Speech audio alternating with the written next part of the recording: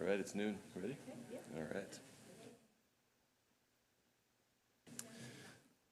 Good afternoon, friends, neighbors, and colleagues.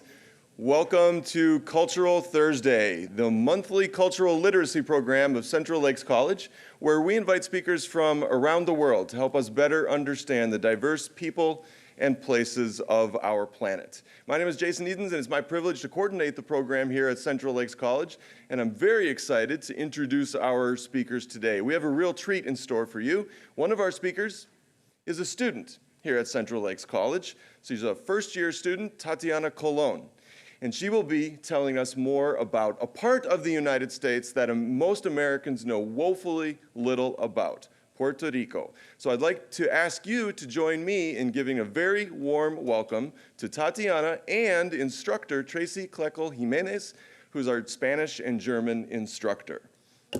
Welcome.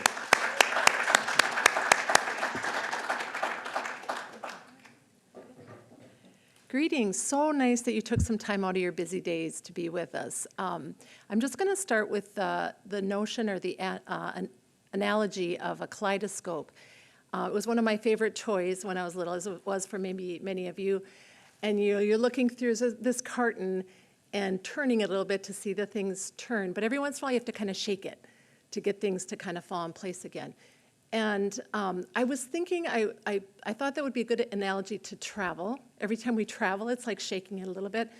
Learning another language, every time we learn another language, it's like shaking it a little bit to get a little bit better perspective. Oh gosh, meeting new people, going to a class by Gary Payne, you're shaking it a little bit. You know, I think it's great to see you here. I think by being here, you're shaking that kaleidoscope a little bit. So good for you. So just a disclaimer, Tatiana and I are not historians. We are, what did I write? We are not climate experts. We're just students who like to learn and are going to turn around and share what we've learned. And Tatiana really is the expert, having grown up in Puerto Rico. So these are just some of the things we're going to talk about. Try to go a little quickly here. I want to start out by talking about a travel study abroad program I'm leading to Puerto Rico next spring of 2023. So by presenting on Puerto Rico, taking students to Puerto Rico, I'm forcing myself to learn more. It's work. It's work to anytime you travel or establish a program or pick up a book, but it's really important work that we do. Many Americans, including myself, have misconceptions about the island of Puerto Rico. It is our job to learn as much as possible and support the Puerto Ricans in their quest for self-determination. So this global studies course takes place during spring semester. I don't know if you can hear me okay. We meet 3 times before this optional trip to Puerto Rico, and then once afterwards to debrief. So it's Global Studies 1491. Thank you, David, Dr. Kobilka. Are you doctor yet? Close. For coming up with that appropriate course title. Community participants can participate as well as students. You can sign up as a student as well. Even post-secondary could choose to attend. So I have some brochures in front of the auditorium. I don't know if you saw them there. If you're interested, if you know of someone who may be interested. I have some photos I took. I just went there. Well, some of these are mine and some of them aren't. But you will accompany myself and possibly another instructor, depending on numbers, to study at the Institute of Second Language Acquisition in San Juan. And then in the afternoons, typically we go on excursions. We'll explore the historical Old San Juan, hike through the Yunque rainforest to the Charque Frio, experience the music and dance of Puerto Rican's African heritage at Luisa, sample delicacies at the fritura stands, visit the, maybe that's fritters in English, visit the incredibly beautiful beaches of Luquillo and Piñones, explore the botanical garden of Rio Piedras, and also one of my favorite things is to experience the bioluminescent plankton in the Laguna Grande. We went on a night and I looked at next year. It will be a night with stars most likely, and a moon. So there will be some light. So you just cover yourself with a tarp, and then you can see the bioluminescent plankton. So if you have any questions about that, you can stay afterwards and talk to me, but I think we'll get started. Puerto Rico. So the island of Puerto Rico is located in the Caribbean, between the Caribbean Sea and the North Atlantic Ocean, east of the Dominican Republic and about 1,000 miles southeast of Miami, Florida. Puerto Rico is almost rectangular in shape, approximately 100 miles long by 35 miles wide, and is the smallest and the most eastern island of the Greater Antilles, Cuba, Hispaniola, Jamaica, and Puerto Rico. It consists of the main island of Puerto Rico and several smaller islands and keys, including Vieques, Culebra, Culebrita, Palomino, known by some as the Spanish Virgin Islands, Mona, and Monito. And my problem is sometimes I don't know how to pronounce it in English, so I apologize if I'm pronouncing some of those wrong. It's easier for me to pronounce them in Spanish. Puerto Rico is divided into 78 municipalities. Tatiana is from the municipality of Villalba, which is in red there. Here's a comparative size within the state of Minnesota. I did put Minnesota in the Caribbean just for fun, but Tatiana made me take it out.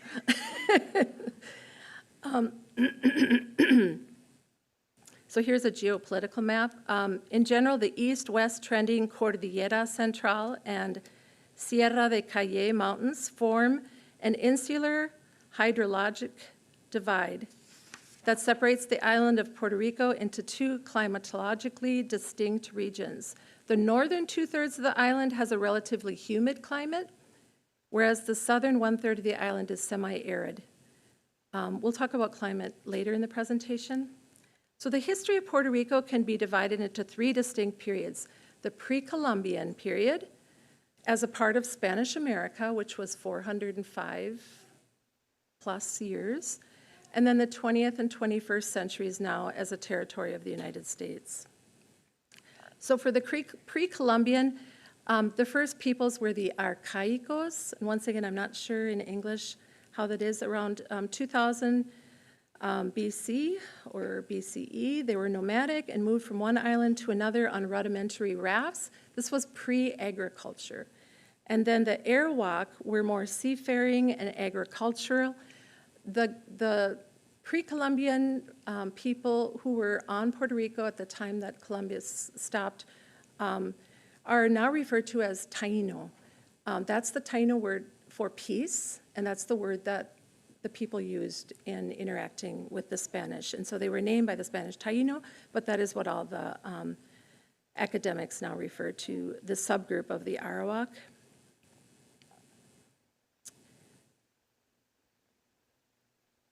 This map by Kreen Hoffman and Menno Hoogland shows the pre-colonial networks with some of the artifacts being exchanged. The Caribs, around the year 1400, were starting to attack Puerto Rico from the south, which is interesting because that's also where the hurricanes would come from. So the Taino were the indigenous people living on the island when the Spanish arrived. And I think I just already mentioned this. Here are some of their products. Some Taino words we still use today, canoe, hurricane, and hammock. The Taino people were polytheistic. They also practiced polymorphism, which is a duality in being. You'll see that later on the semi here, which I don't have a picture of right here. The main cacique or chief was called Aguibana, and the island was called Boriquén. And I don't know if I'm pronouncing that right, Boriquén, by the indigenous people. There was social stratification with your nobles at the top, Nitainos, your priests and doctors, Boiques, and then your workers, Naboris.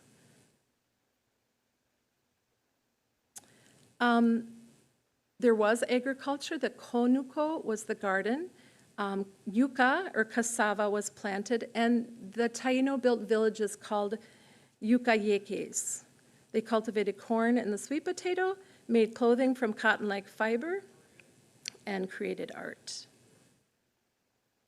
This map shows some of the Yucayekes that were there when the Spanish arrived. There were 18, and then some on the islands as well. The bohíos are those round houses with kind of the thatched roof, and the chief lived in a square house next to the bate, which is the plaza. Aretos were like fiestas. There were celebrations with storytelling.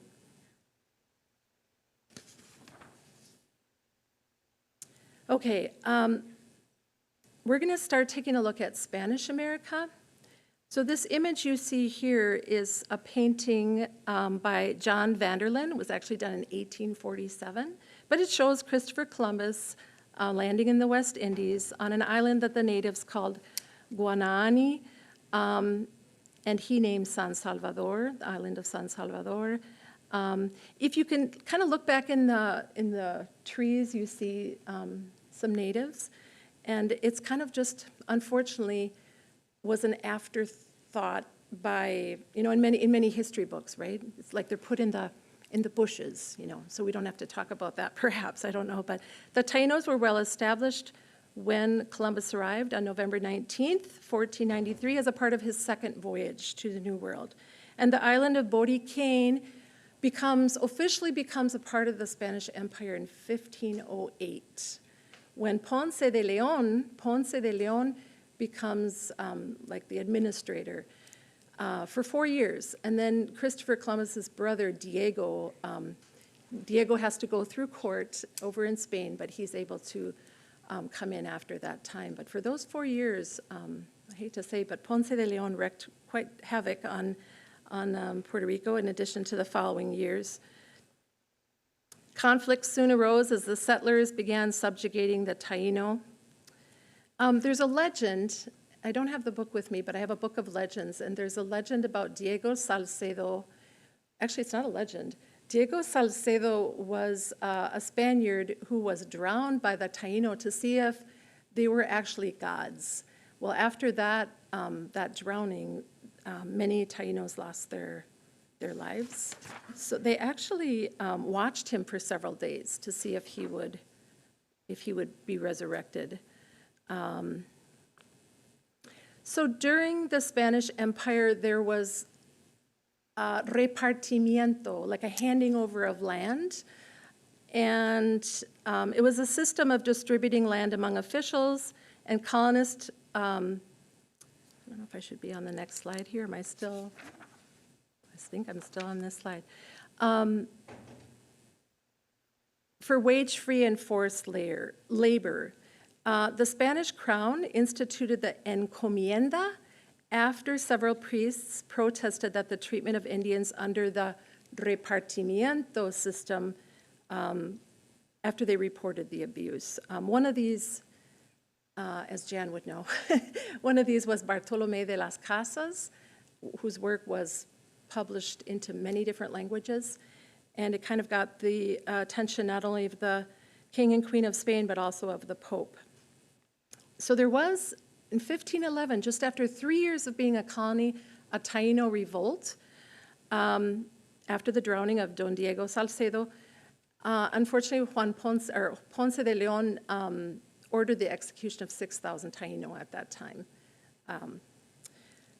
The decline, Tainos went from 60,000, 30,000, down to 60 in 1542.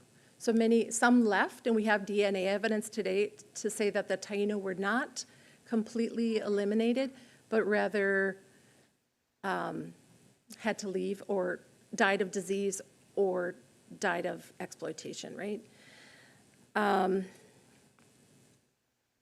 So I have a couple of other interesting things. In 1514, the Spanish crown granted permission to Spaniards to marry native Taino Indians.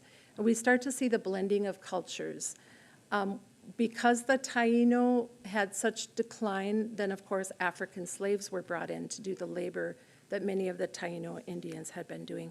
And in 1516, bananas were brought to the island, which you might think is no big deal, right? But bananas are a very important part of the Puerto Rican diet. And so I thought that was important.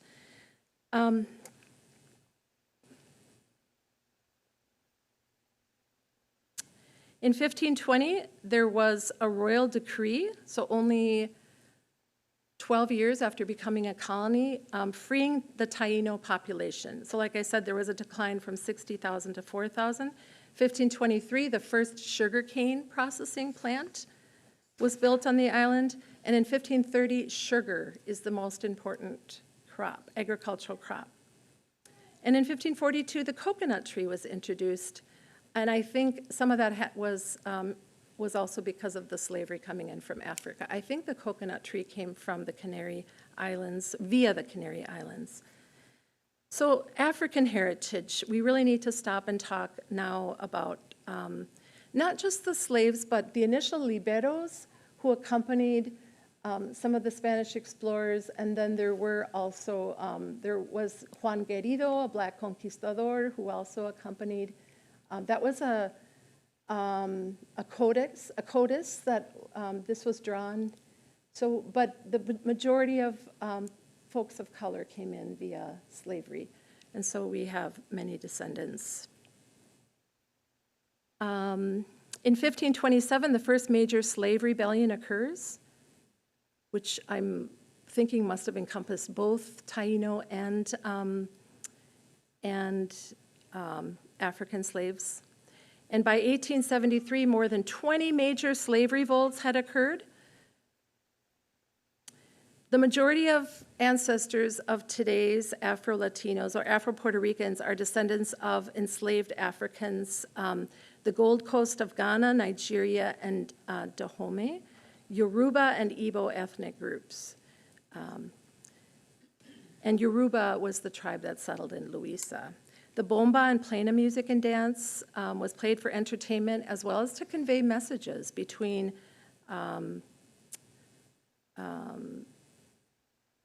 convey information from the slave owner, is what I have here. The 1700s saw kind of a jogging for power. There was even a couple of interesting statistics that I found about the United States in here, and John Adams proposed annexing Puerto Rico in the late 1700s, as well as Alexander Hamilton. It's kind of a lead-in to the 1800s. So in 1809, as a result of Napoleon's invasion of Spain, the Spain resistance government recognizes Puerto Rico as an overseas province with rights to send representatives to the Spanish government. This is the first step in giving Puerto Rico a little bit of a say, right, over their own government, is recognizing it as a province rather than as a territory or as. And you're going to see at the end of the 1800s that Puerto Rico was just attaining its sovereignty when the United States stepped in and interrupted that. There was a royal decree of grace, which allowed Puerto Rico to have some freedom with regards to commerce in 1815. Spain abolishes the slave trade in 1820, but it wasn't until 1873 when slavery was abolished in Puerto Rico. On this next slide, we can see some initial rumblings of independence, right? We have Ramon Emetiero Betances, the father of Puerto Rican independence movement, and the Grito de Lares is celebrated every year on September 23rd, I believe. Slavery was abolished in Puerto Rico in 1873, as I mentioned. And then, there's so many, we call these, or Tatiana said they're called the hombres ilustres, like enlightened men and women. I was reading a little bit of Eugenio's work, Maria de Hostos, last night, and he said something that I thought was really interesting that I'm going to share with you. He's like, how can you love your land if you don't love your people? And I just thought, you know, in this time of divisiveness in our own nation, we need to be able to continue to communicate, right? and love one another, but also not stop talking about and put up and throw mud and all this stuff. But I thought, so enlightened, I thought I need to go back and continue reading, because we don't get a chance to read about some of these historical figures. So I was excited to read. Here on the bottom right, you can see Luis Muñoz Rivera, who is another important figure, actually the father of the first governor of the first Puerto Rican governor. In 1897, Spain granted autonomy to the island. So you know that Spain was struggling at this time, right? I'm almost done with history, you guys. I know you want to, the younger ones are like, oh my gosh, this is too hard for me to remember all this. Spain conceded political and administrative autonomy to the island, and the Puerto Rican Legislative Assembly met in April of 1898. And so really the island was its own entity, it was sovereign for a week. And then the end of the Spanish-American War occurred, and the United States military landed in the Puerto Rican town of Guanica, and were met with little Spanish resistance. There was a skirmish with Spanish troops in the morning of July 26th, but by 11 a.m., the U.S. flag was raised over the city. So, whoops. I want to just talk just a moment about this cartoon you see there. It's a newspaper image of a political cartoon showing the aftermath of the Spanish-American War. Uncle Sam is balancing his new possessions, which are depicted as savage children. The figures are identified as Puerto Rico, Hawaii, Cuba, Philippines, and Ladrones, the Mariana Islands. Figures representing other nations look on. John Bull says via the caption, "It's really most extraordinary what training will do. Why, only the other day I thought that man unable to support himself." So there was that notion that that the United States needed to sort things out for some of these nations that couldn't sort things out for themselves. So there were a couple of important pieces of legislation. The Foraker Act, where the U.S. retains ultimate authority. The governor is to be an American, not a Puerto Rican. This was in 1900.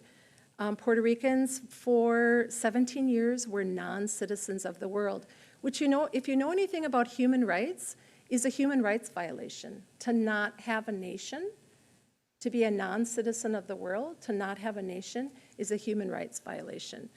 There was also an act that imposed heavy tariff on the island's exports to protect American tobacco and sugar interests from the Puerto Rican competition. So we're setting Puerto Rico up not very well economically, just with the initial act there.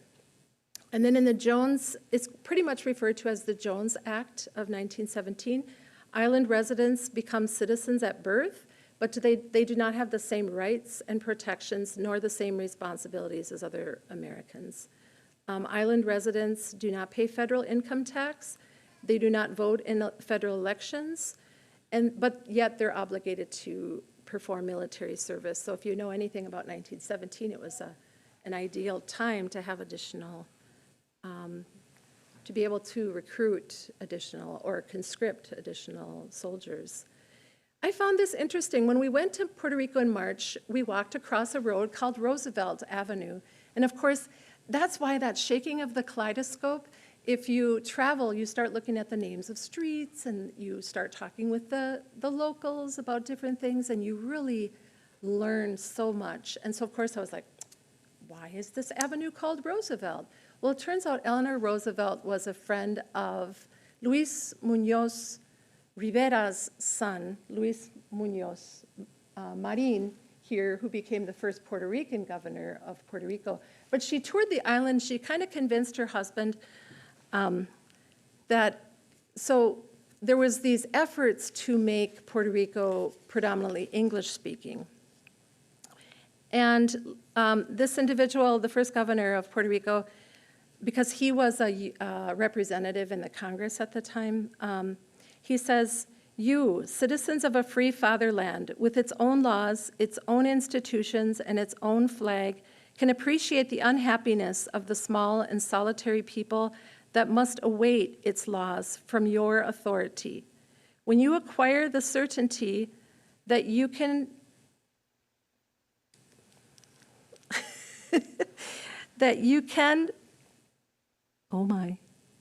found in Puerto Rico, a republic like that founded, I think I must have missed a spot, in Cuba and Panama. Give us our independence, and you will stand before humanity as a great creator of new nationalities and a great liberator of oppressed peoples. I thought that was a good enough quote to include in this presentation. So during the Jones Act, just to review, island residents are citizens at birth, but they do not have the same rights and protections. So after I need to mention the Commonwealth.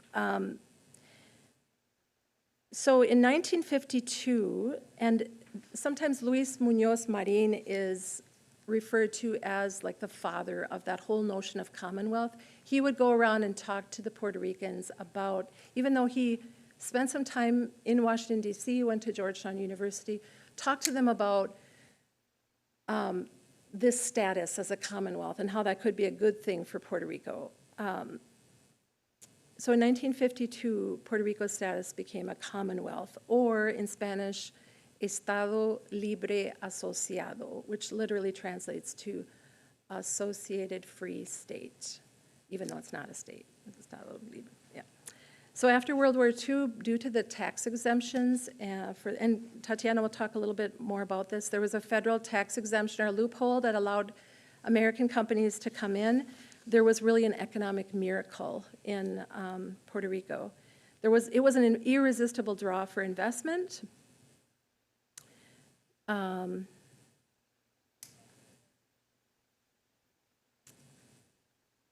So let me just read for you the definition of Commonwealth.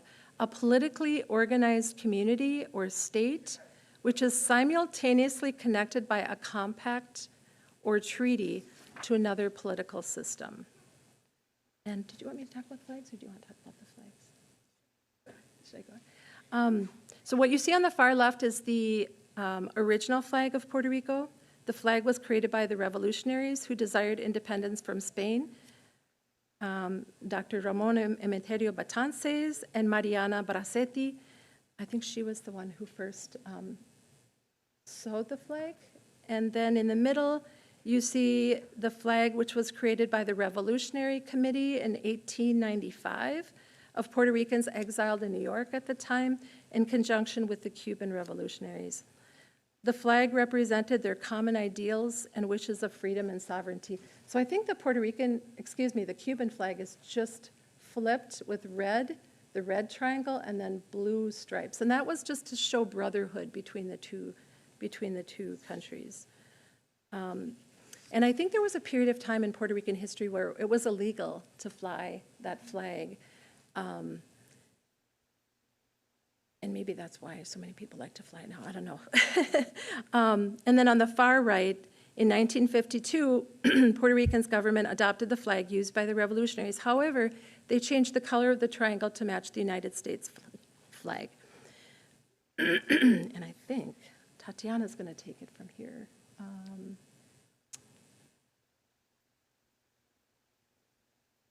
Just a little bit further definition on being a commonwealth and what does it mean.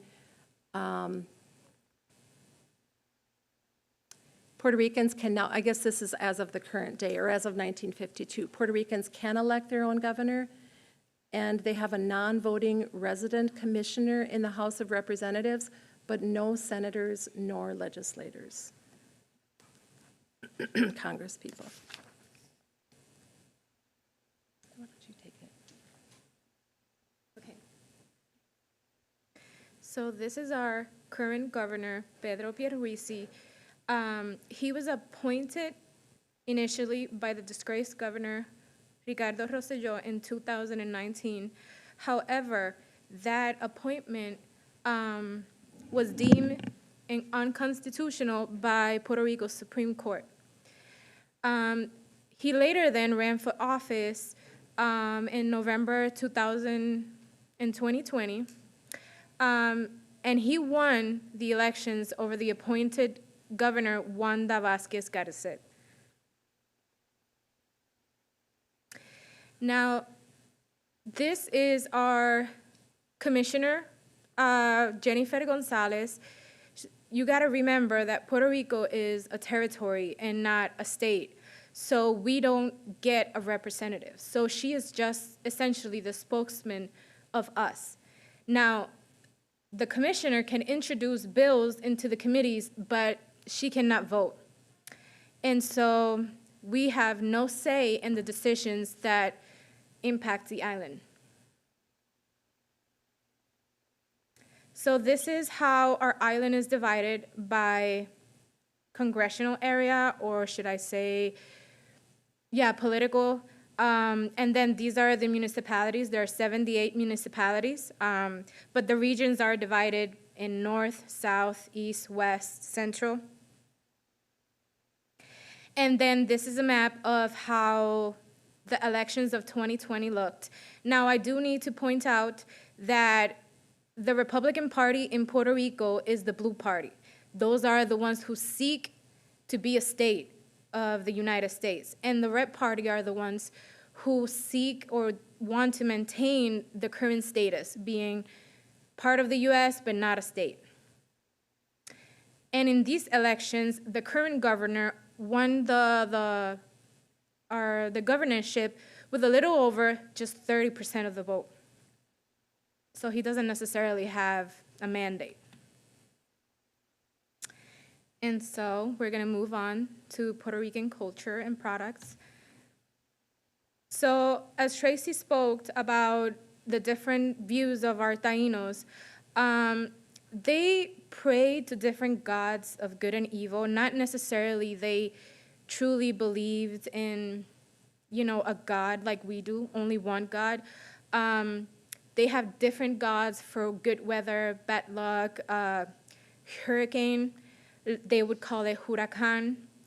And then the spiritual leader, or healer, or priest would perform ceremonial rites in a central square in the village, a space where rites of passage, weddings, funerals, and ascension ceremonies were held. These areas were called bateis, or the practice was called an areito. Now, when the Spanish came to Puerto Rico, they brought only one religion with them. And as many of you might know, that they forced the Taínos to change their religion. So in a poll in 2007 found 56 of Puerto Ricans self-identified as Catholics and 33 identified as Protestants. Holy Week in Puerto Rico is incredibly a big deal. They reenact the procession in God's final days. They also have something called fiestas patronales, which are essentially like county fairs, but they were celebrated and continue on to be celebrated in honor of the patron saint of that township. Christmas also is longer than in the US. It extends until January the 6th. And January the 6th, which is the Three Kings Day, is known as the Three Kings Day, but Christmas here in the US, kids leave cookies and milk for Santa Claus. In Puerto Rico, kids go outside the night before and look for water, leave water bowls under the bed, and grass for the camels. And so for the parents, obviously, it's more expensive because it's double the gifts. So kids in Puerto Rico benefit from Christmas Day and Three Kings Day. And then Vejigantes. It's essentially we have 4 main carnivals in Puerto Rico. Calle de San Sebastián, Festival de Máscaras en Atillo, Carnaval de Ponce, y Vejigantes de Loíza. Now, Vejigantes de Loíza is essentially the most important one because it directly correlates to Spanish influence on the island. It was almost a form of protest, but it's also to express the good and the bad in people. Now, Vejigantes could be referred way back then to even a book by Cervantes, Don Quixote's. Vejigantes also were seen or represented in St. James because St. James was believed to have helped defeat the Moors in Spain. Oh, and by the way, the vejigantes, the reason why they're called vejigantes is because they walk around with a vejiga, a cow bladder, to hit people, not aggressively, but to try to exclude or liberate them for evil entities. Now, language in Puerto Rico is just Spanish and English, although Spanish, it's the main language. However, in our lexicon, we have many, many English words. It's just inclusive. We still have Native American or Taíno words that we use, like piragua, like batey. Even some of the townships of municipalities, I think 30 municipalities, still carry the Taíno name, the original Taíno name. These are some of the products that were there on the island before Columbus arrived. We have annatto seeds, we have ají dulce, yuca, and corn. Annatto seeds were used by the Taínos. They would extract the red coloring, and they would use it for food or for coloring themselves or for coloring their utensils. These are some other of the fruits, which parcha in Latin America, they're called something else. We have quenepa, we have piña, guava or guayaba. These are some of the foods that have Spanish influence. Now, to remind you, the Spanish brought products never seen to the island, like pork, beef, olives, olive oil, garlic, salted codfish, which is a beloved staple for us. And with that, we do bacalaitos, and then we do arroz con gandules, which is also a staple during Christmas, Easter, birthdays, holidays, any reason to party, we have arroz con gandules on the table. And of course, the pig on the stick, lechon asado, which again is another product from Spain that we love, we can't live without. We don't mind our arteries, it's just we love pork. And then now for the African influence in food. I feel as though we have so much African influence in our food. I put a picture of the different types of bananas, just as an example, but there are a lot of bananas. And with that, we have a staple dish that's called mofongo. With that, it's just, there's no party, there's no family that does not have their own recipe for mofongo. You can make mofongo with seafood, fried food, chicken, any way you like it. But the essential staple is plantains and garlic, which right there you see the Spanish influence and the African influence. And then we have something called limbers. Limbers are a sweet, essentially. They're a treat on a hot day. They're made mainly with the fresh produce and fruits from the island. You go to grandma's house, she's probably selling limbers. My mom made limbers. So I love that I wanted to share this because this is like a childhood staple for us. And again, these are other diverse dishes, like you see in the piragua, which is like a shaved ice with a sweet, sweet syrup. And piragua essentially is also a Taíno word. You see pasteles, which again is the way our African ancestors wrap their food for cooking. And again, frituras, which is a little plate with many, many fried foods, which that's why we don't have the best heart health.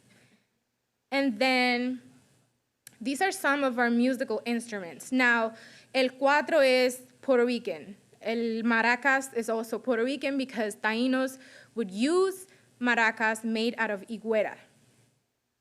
And these instruments in particular, I see that you can see the Three Kings, which there's even a township that venerates, that's their patron saint of the Three Kings.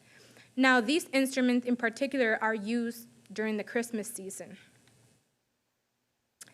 Now, bomba is a genre of music introduced by the enslaved Africans working on sugar plantations. Bomba music was how the enslaved Africans expressed their anger, frustration, sadness, and desires for rebellion. Bomba was also used as a spiritual form of expression and a form of connecting with other communities. Its exact origins are unknown, but Mayagüez, Ponce, and Loíza are possible birthplaces of bomba. Bomba is said to be exclusively Puerto Rican due to the use of maracas and cuá. Now, bomba dancing, you might look at a bomba dance video and think, well, it's the drummer that leads the dancer. No, the dancer tells the drummer what beat he needs to drum at. She sets the tempo and the rhythm. Now, the lead drummer is called seguidor, and he normally uses the smaller drums and the higher pitched drum. Now, the bulleador is responsible for keeping the rhythm steady. Bomba has different rhythm styles. They differ in pace, lyrics, and attitudes. But the most known rhythmic styles are jubá, sicá, guabé for the south, guanbé for the north, holandé, which comes from Holland, and seis corrido, which is played in Loíza. And I don't know if we can play a little bit. So they can, even if it's just a little bit. She speaks Spanish, but I just really want to show a little bit of the rhythm. I'm just going to leave it small. Okay.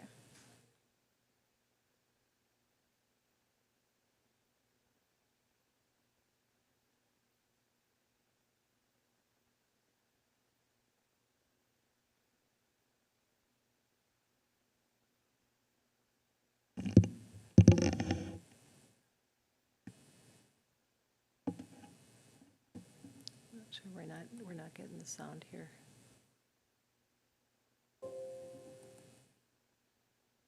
Yeah, maybe we can. Sorry. Okay. So no? No. Okay. We'll play it on their way out. Okay. Perfect. These are some of the instruments for bomba. Now, the smaller drum, it's the higher pitched drum. The larger drum is the one that keeps the tempo. Maracas is just a single maraca, and the cuá.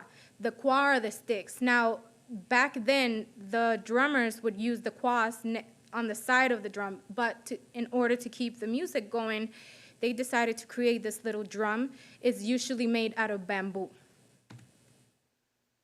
Now, plena music is controversial because some say that the music came from British immigrants on the island working in sugar fields, but then the Africans working in those sugar fields were the one who took that music, interpreted it, and created plena. Now, plena, we cannot for sure say from where it comes from because it's kind of like a contended topic, but what I can tell you is that these are the instruments for plena, which are not a lot like the bomba instruments, although they do have el guiro. Now, we have also a genre of music that's called reggaeton.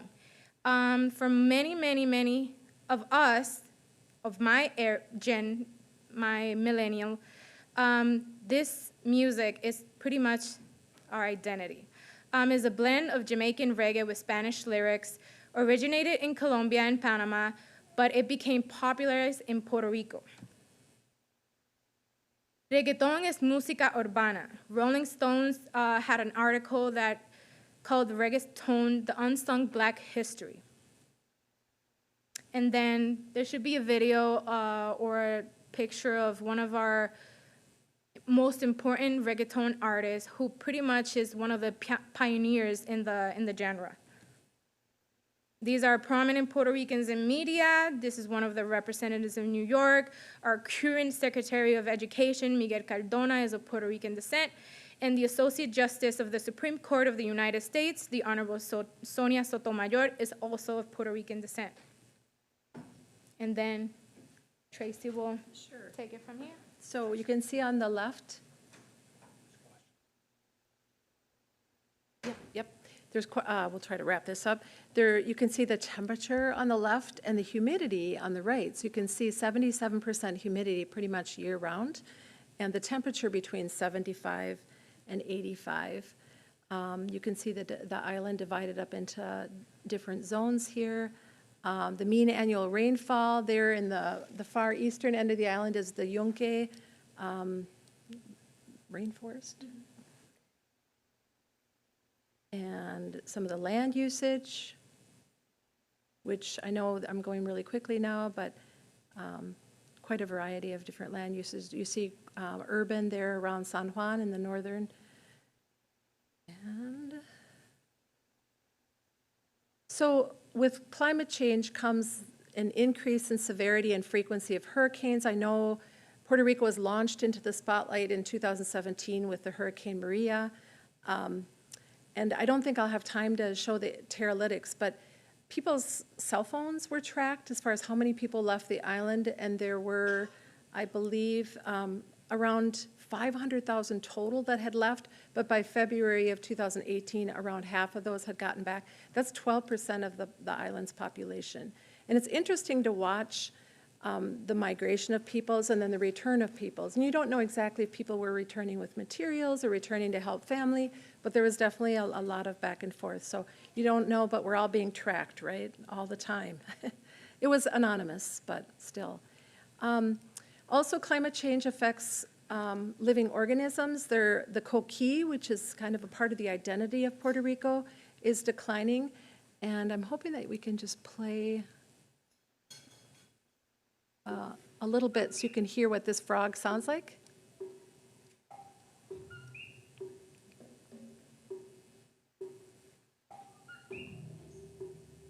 So it almost sounds like coquí, right? Coquí.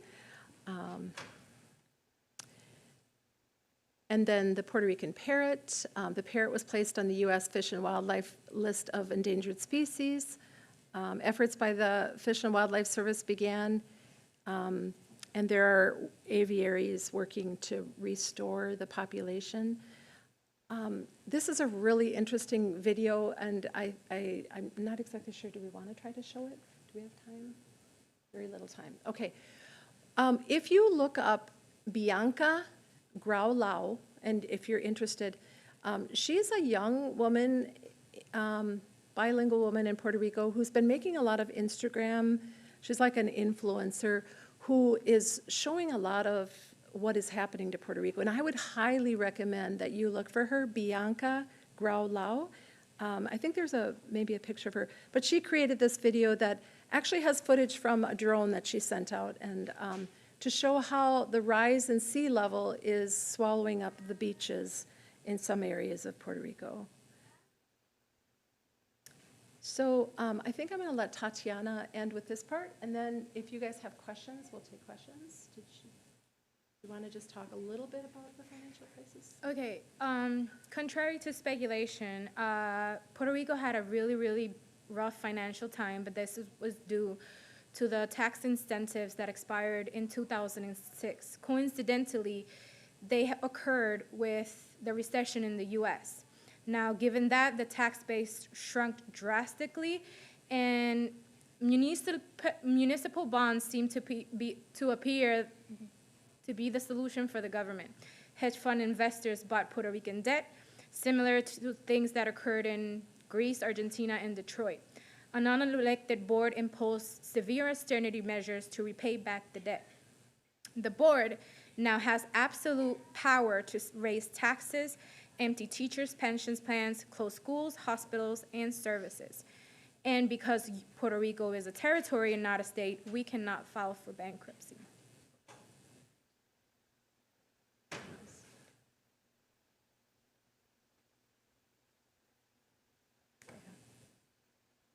Maybe with that, we'll switch to Q&A. Obviously, there's simply not enough time to learn everything that we possibly could in an hour. So I want to encourage everyone to ask your questions of our speakers today. I'm going to kick it off with one online. We have a torrent of questions coming in online. So please bring your questions forward. Or Tracy, perhaps you could bring the microphone to folks. Sure. Would you be willing to do that? We have two microphones here. Use that one. So the first question that I would like to ask of our speakers comes from Jalen, who's a student here at CLC, and he asks, how do Puerto Ricans identify in terms of ethnicity? He asks specifically, do Puerto Ricans identify as Black African, as Spanish, or what ethnicity do most Puerto Ricans identify with? Tatiana?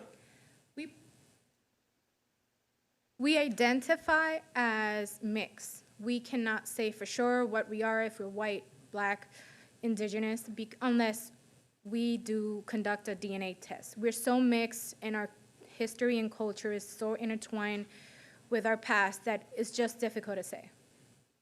Excellent. Thank you, Tatiana. Other questions from folks here in the house? Yes, please.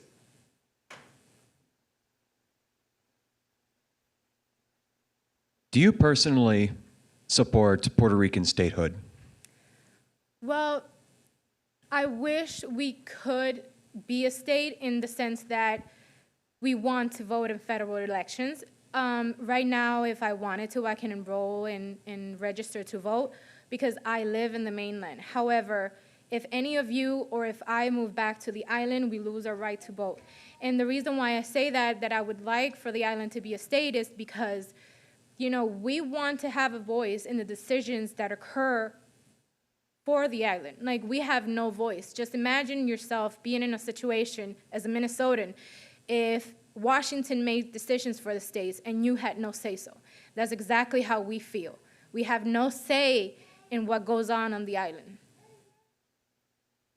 Excellent question, Jack. Thank you. Next question.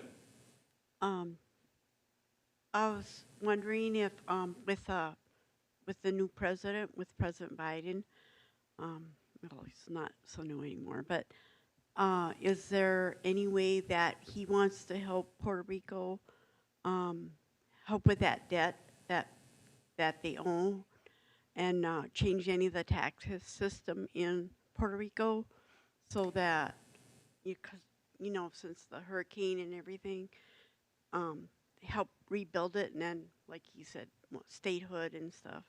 Is there any way that President Biden wants to help out? Well, so far we have not seen truly the help. I mean, we would like to believe many Puerto Ricans in this last election went out to vote after, you know, they felt motivated and compelled to vote to help their fellow Puerto Ricans. But so far, we truly do not feel the help coming from Washington. Just a few weeks ago, there was a Supreme Court case that argued for Puerto Ricans to get SSI benefits, but the Supreme Court voted against that measure. So when Biden's administration argued in favor of limiting or taking Puerto Rico off those benefits. Thank you, Tatiana. Mm-hmm. We have another question from a student here at CLC, which is coming from Caden, and Caden asks about the political divisiveness within Puerto Rico. Is Puerto Rico as politically divisive as the rest of the United States? The answer to that question is yes. We are as divided as the mainland U.S. And it's because of that fear that if we do become a state, a lot of our culture is going to be lost, our language, our inheritance from our past. So it's also the fact that a lot of the current government is selling the island to foreign investors. And so we fear we don't want to become like Hawaii. We want to have access to our land. We want to have access to our beaches, you know, and it fears that some argue that that goes against progress, and then others argue that that is just selling the island. Please. Okay, question with regard to, you mentioned a good number of people would like statehood. Mm-hmm. Good number of people in Puerto Rico would like to keep things as a commonwealth. Is there still a good number of people that would like total independence? Mm-hmm. Is there a movement in that regard? To be honest, no. That party is a dying party because the thought process to that is that if we are a part of the U.S. and we struggle economically, what are the chances that given corruption and awful management of money, being an independent, that will give people the right to just steal without no accountability? Interesting. Great question. Thank you so much. We have another student question here from Ruby, and she asks Tatiana if you would compare the education system in Puerto Rico with the rest of the United States. Would you describe them as comparable in terms of quality and rigor? No, sir, I would not. The education system in Puerto Rico is in collapse. It's truly in disarray.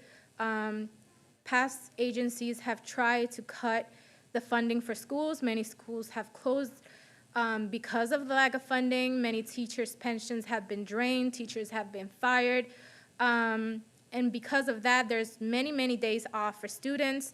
I feel like teachers can only do so much if the government does not support them.